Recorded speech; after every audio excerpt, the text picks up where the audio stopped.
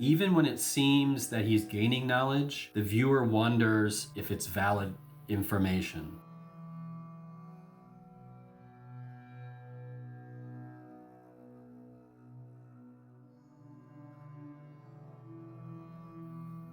Hello, today I'm going to dismantle the Prisoner television series as a Gnostic allegory. To be clear, I'm speaking of the original series, not the reboot. So The Prisoner ran from 1967 to 1968. It was one season, 17 episodes. Each episode was about 50 minutes. It stars Patrick McGoohan, and it ran on ATV, ITV network. So Patrick McGoohan was quite famous from the show Danger Man, and he had a considerable amount of power at that time, so he was able to get this show off the ground. He was the star and one of the producers of this show. They originally wanted only 7 episodes, but the studio demanded more. I personally think the show would have benefited from only 7 episodes. I'm not saying it's not entertaining, because it is quite entertaining. I think some of the episodes can be a little slow at times, and a few cover the same ground. I just think a tighter narrative would have made this a lot better. That's not to say this isn't great. I'm just always looking for improvement. There are some minor spoilers ahead, but I'm going to try to stay away from episode arcs. Some things cannot be avoided though, especially the final episode. So you were warned. I will give you another heads up when I come to the final episode, but let's get started. The world as a prison. In Gnosticism, the material world is often portrayed as a flawed, entrapping creation, controlled by a lower, ignorant, or malevolent power, the Demiurge, sometimes called Yaldabaoth. In The Prisoner, the village is a microcosm of this, a controlled artificial environment where inhabitants are monitored and manipulated. The protagonist, number 6, experiences life in the village as a cage from which he must escape. This mirrors the Gnostic idea that the soul is trapped in a deceptive material reality. So I'm going to give you a quick summation of some of the Gnostic details if you are new to this channel. In Gnostic cosmology, creation begins not with a benevolent God, but with a remote, ineffable source, the monad, who emanates divine qualities in descending pairs called eons, forming the pleroma, a realm of fullness and light. One aeon, Sophia, which means wisdom, acts alone, outside the proper order, and her imbalance produces a flawed being, the Demiurge. Ignorant of the higher source and convinced he is the only God, the Demiurge creates the material universe as a crude imitation of the divine realm and rules it with the archons, cosmic administrators who enforce law, fate, and illusion. From this system arise demons, forces of obsession, appetite, and fear, tools of control rather than independent evils. Humanity is formed within this false creation, but a divine spark from the pleroma is trapped inside human beings, making them both enslaved and dangerous to the system. Salvation in Gnostic thought comes not through obedience or faith, but through Gnosis. Direct knowledge that awakens the spark, exposes the archon's deception, and allows the soul to ascend back through the false heavens to the true source beyond matter. So Gnosticism is a form of mystical Christianity that turns the orthodoxy on its head. In the show, number 6 is the Gnostic seeker, trying to escape the false prison. He's a nameless British intelligence agent who was abducted and placed there against his will. They think he has information. We never know who imprisoned him. Was it the British government, the deep state, a foreign power who has created this village to make it appear that the English have abducted him? This is a major mystery of the show. Opening credits. So I think maybe more than any other TV series in history, the opening credits here are very, very important. It starts with a dashing man in a sports car speeding down the highway. It really sets the tone. He enters London. By the music and the way that he moves, we immediately know that he's a spy. I mean, he's certainly not an accountant or a librarian. He walks with purpose down a dark corridor. This is the first of many symbols. His face moves in and out of the shadows. Again, another symbol. He enters the building through a set of double doors, labeled the way out. More symbols. He opens the 2 imposing metal doors dramatically and storms through a modern government building. He resigns without explanation, and then he drives away in anger. As the audience, we gather that something went wrong from his past mission. At least that's what we're led to believe. An automated system types a series of large X's across the man's photograph, then drops it into a drawer marked resigned. I'll tell you a little bit more about this detail later. Almost immediately, the man's autonomy is stripped. He's followed in his car. He arrives home and tries to pack a bug-out bag, and then he's gassed in his own home and rendered unconscious. He awakens not in his house, but in a strange coastal village. The music has changed from an intense spy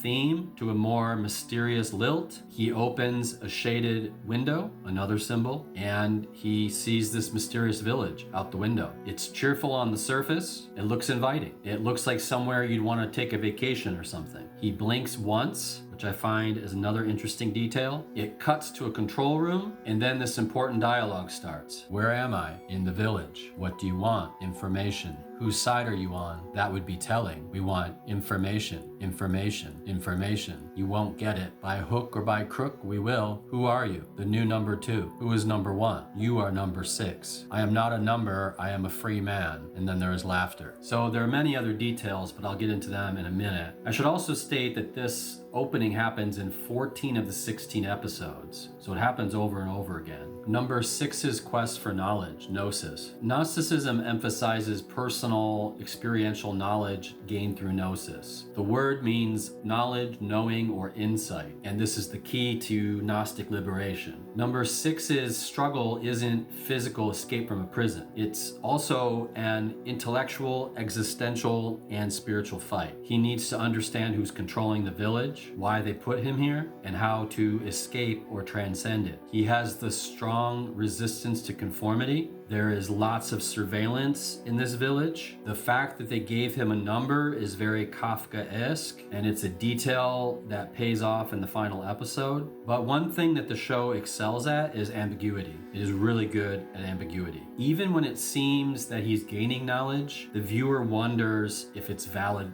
information. Early on in the series, it sets up that the village is often trying to trick him. So when he gains this information, you are wondering, is this real? Is it not real? Is it some trick to get him to reveal something? False authorities and the Demiurge. So the village has its rulers, just like in the Gnostic outlook. Number 6's adversary is number 2. Number 2 is the Demiurge. Yaldabaoth, Saklis, Samael. One of the big mysteries of the series is who is number 1, who is the monad. The various administrators and the cryptic they spoken of are the archons, powerful beings who enforce illusions and keep the soul ignorant. The constantly changing number 2 suggests the fluid illusion of the authority of the Gnostic cosmos. And he had many faces, more than all the archons, so that he might appear before them all as if he were unique. That's from the Apocryphon of John. In the penultimate episode, there's even a scene with number 2 in a black graduation gown and cap. The cap represents Saturn's black cube. If you don't know about the cult of Saturn, I suggest you look into that symbolism, but Samael is also Saturn. Number 2 is often in a control room, which looks very much like the zodiac or a celestial observatory. This is a nod to the 7 planetary archons. One of the more peculiar things about the show is this white bouncing ball called the rover. I mean, let's be real, it's just a cheap way to represent the uncanny on a TV budget. But as far as the symbolism, I think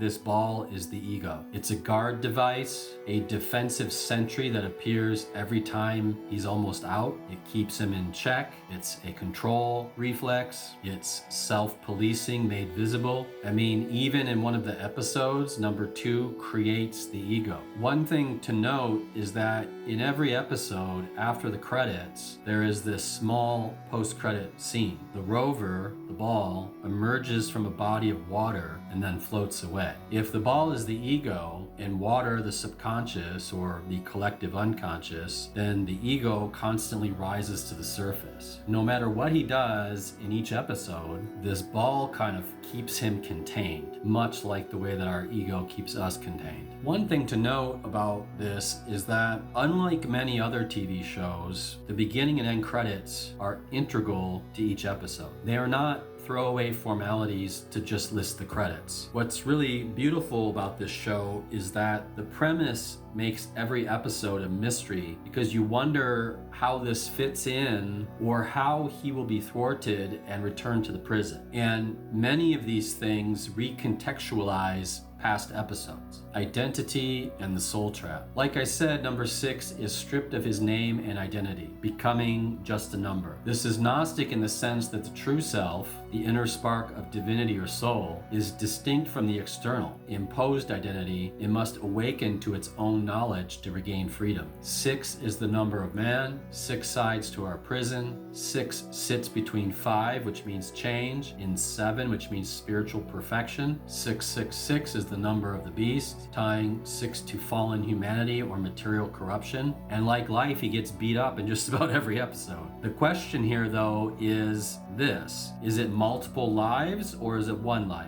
In Gnosticism, there is the idea that we awaken to a new life until we get it right, until we escape the prison of existence. Is each episode him awakening to a new life, a new prison? If you include the opening credits as part of the story, and you look at it from a more eternal perspective, it appears that he wakes up and it's a new life. This is just my theory, but I even think the bicycle symbols are very important. The penny farthing bicycle, which is the logo of the village, is a potent symbol. It means get back on the bike and do it again and again and again. Illusion versus reality. The village is surreal. It's contradictory and dreamlike. In some of the better episodes, they put him in situations that can't possibly be the village. But through various means, we find out he's still there, like in a dream. These are hallmarks of a reality that is constructed to confuse and control. The village is within all of us. We all live in a little village. Your village may be different from other people's villages, but we are all prisoners. Patrick McGowan. Number 6's constant questioning of what is real mirrors the Gnostic journey. It shows the piercing of the veil of Maya or illusion. And what's fascinating is every other person in the village is entertained by the village, except for him. He is the Gnostic elect, the Punamatic.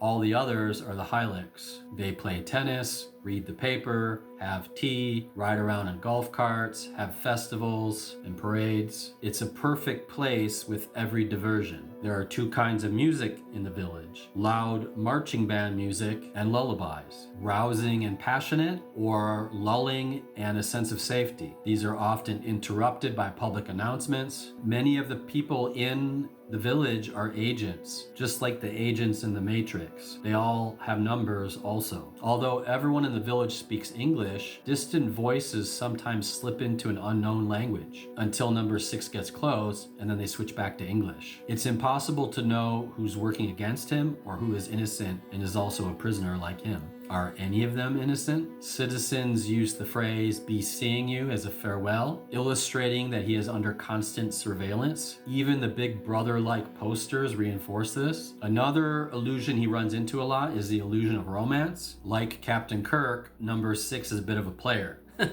He has his share of love interests, let's just say. But most of them end up being agents. Like I said, the ambiguity is awesome. They actually do a good job of this where you think maybe this one is not, finally, but it doesn't always work out.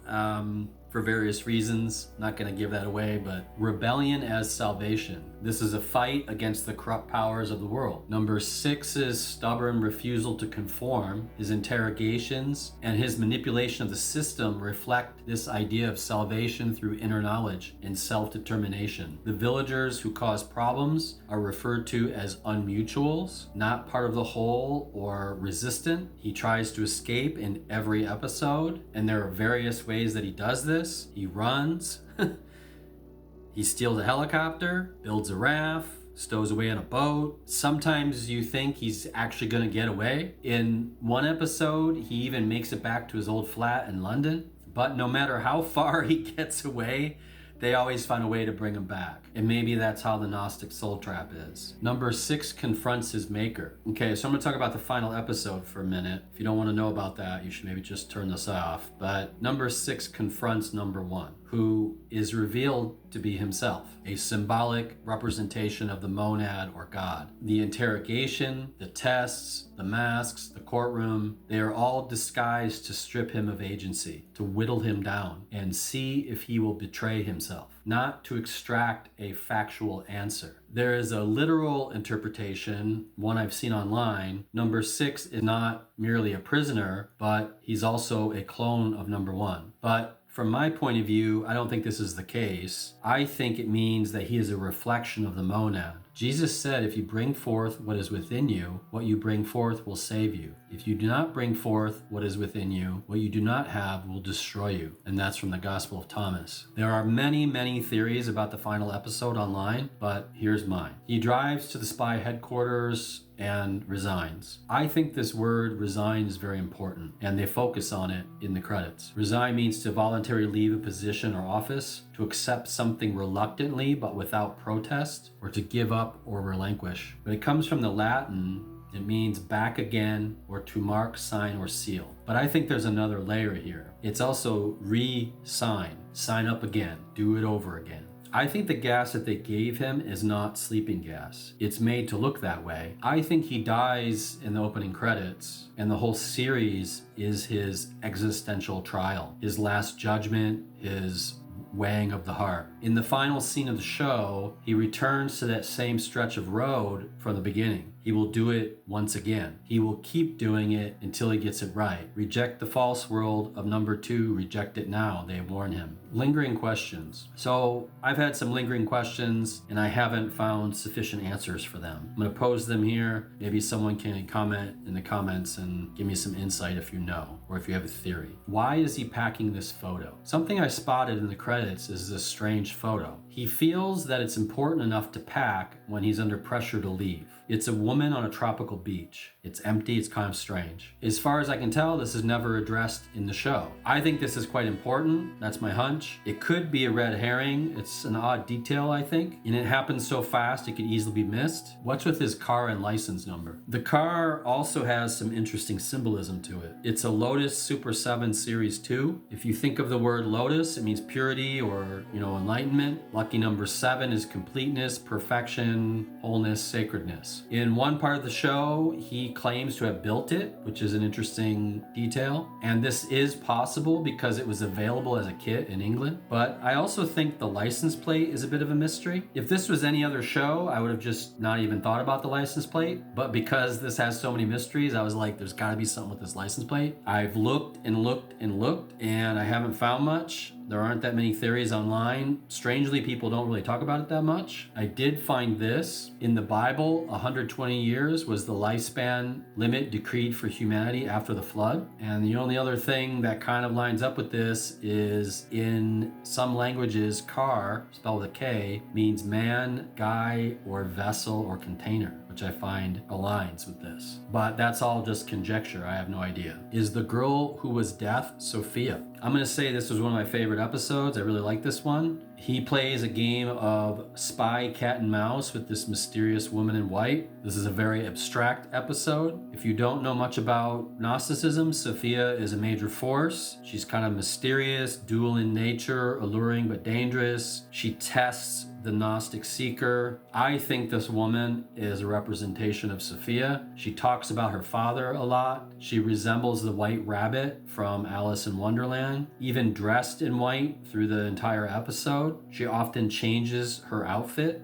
Her whole interaction with the prisoner is a game of death. I don't know. If you've seen this episode and you have any thoughts about it, you can post it below. What's with the gas through the keyhole? So, like I said in the opening credits, he's gassed. There's a lot connected to this symbolically. It's a violation. Even after resigning, the state can reach you. It's consent versus force. The keyhole implies you lock the door. You try to assert autonomy. The system doesn't need your consent. It bypasses it quietly and efficiently. symbolically. Initiation symbolism. The gas is a ritual threshold crossing from one state of being to another. In symbolism, the keyhole also has many interesting aspects, I think. It can mean a barrier or access. Only with the correct key can you pass. It denotes voyeurism, peering through of the state. It is a symbol of the liminal threshold, a point between two states of existence. And I find this interesting that this is the way that they take them out. It's not agents busting through the door. It's quiet, effective, and a bit snaky.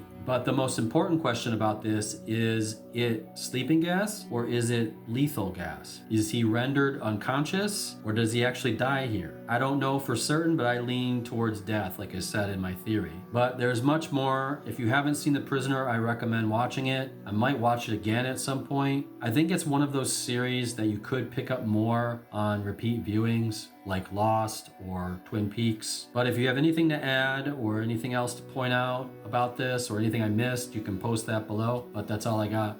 Take care. Have a good day.